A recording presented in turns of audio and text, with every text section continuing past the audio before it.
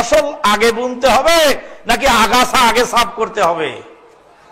আগাছা আগে সাফ করতে। লা ইলাহা ইল্লাল্লাহ, লা ইলাহা মাবুদ। ডাক্তার জাকির নায়েক কেবল হলো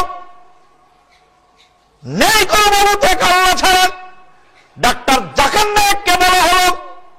ও ডাক্তার সাহেব, আমার একটা প্রশ্ন আছে। আমার এক আত্মীয় আছে নাস্তিক, নাস্তিককে আমি কেমন করে দাওয়াত দিব?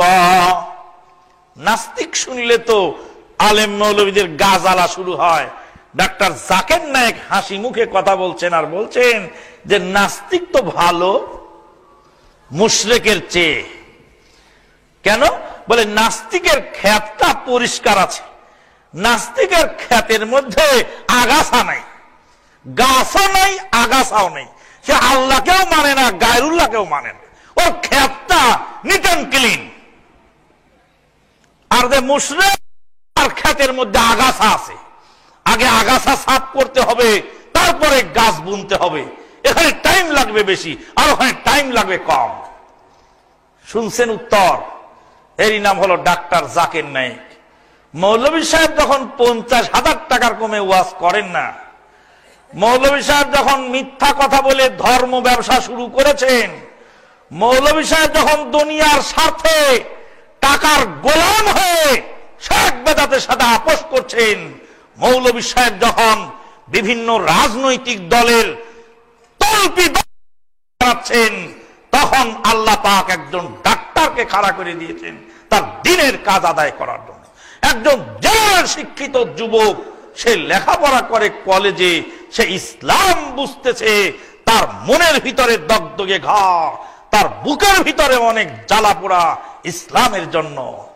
খুলে দেখেন তো, ফেরে দেখেন তো ওই যুবকদেরকে। আমরা ছোটকালে দেখেছিলাম যে দাদা আর নানারা হারিকেন ধরায়ে লাঠি ভর দিয়ে ওয়াজ শুনতে যেতেন। এখন আল্লাহর ফজল ও করমে তরুণ উদীয়মান যুবকেরা ইসলামের দিকে যেভাবে ছুটেছে, আর বুড়োরা বসে বসে এই চায়ের দোকানে গপ সপ করছে আর সমালোচনা শুরু করছে। যুবকেরা যখন ইসলামের দিকে ধাবিত, তখন বয়স্ক মানুষেরা ইসলাম থেকে বিচ্যুত তো হচ্ছেই, আর এই যুবকদেরকে ইগনোর করার জন্য, নিরুৎসাহিত করার জন্য যত রকমের পদক্ষেপ আছে সব নিয়ে বেড়াচ্ছে। একজন যুবক গেলেন এক আলেম সাহেবের কাছে, বললেন দেখেন তো বুখারীর হাদিস, এই যে এটা হাদিস তো পেলাম, এখন কি করব? তুই কি জানিস? তুই টাকনা থেকে কাপড় পরেছিস। সর্বনাশ, বলে কি এগুলি? হ্যাঁ, তুই কলেজে পড়িস, মাদ্রাসায় পড়িস নাই? তুই কি মুফতি হয়েছিস নাকি? ডাক্তার জাকির নায়েক কি পড়ালেখা করেছেন? গভীর রাতে আমাকে ফোন করছেন এক মুফতি সাহেব। আমি বললাম doctor Zakir Naik sample MBBS doctor.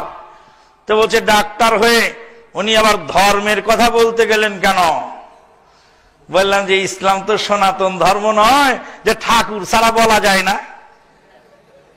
সনাতন ধর্ম ঠাকুর ছাড়া চলে না, কিন্তু আমার ইসলাম সবারই চর্চা করার অধিকার আছে, সবারই কথা বলার অধিকার আছে, যদি তার কথাটা অ্যাকুরেট হয়। সবারই বলার অধিকার আছে। আর একজন মুফতি সাহেব বলছেন ডাক্তার জাকির নায়েককে দেখলে আমার খুব ঘৃণা লাগে। বললাম সর্বনাশ, ডাক্তার জাকির নায়েককে দেখলে আপনার ঘৃণা লাগে কেন? ভারত গুরু রবি শঙ্কর দাস যখন নির্বাক হয়ে তাকিয়ে রইল, তামাম বিশ্ব অবলোকন করলো স্যাটেলাইটের মাধ্যমে, রবি শঙ্কর দাস লাজবাব হয়ে গেল ডাক্তারের সামনে। উইলিয়াম ক্যাম্বেল যখন নির্বাক হয়ে গেল ডাক্তার জাকির নায়েকের সামনে, ডাক্তার জাকির নায়েক যেইভাবে দলিল পত্র উপস্থাপন করেন, খণ্ড পৃষ্ঠা নম্বর সহ, দাগ খতিয়ান সহ যেভাবে বলেন, আল্লাহর কথা বলছি, দুনিয়ার কোন মানুষ মুখস্থ করে বলতে পারবে না। এটা আল্লাহর গায়েবী মদদ ছাড়া সম্ভব নয়।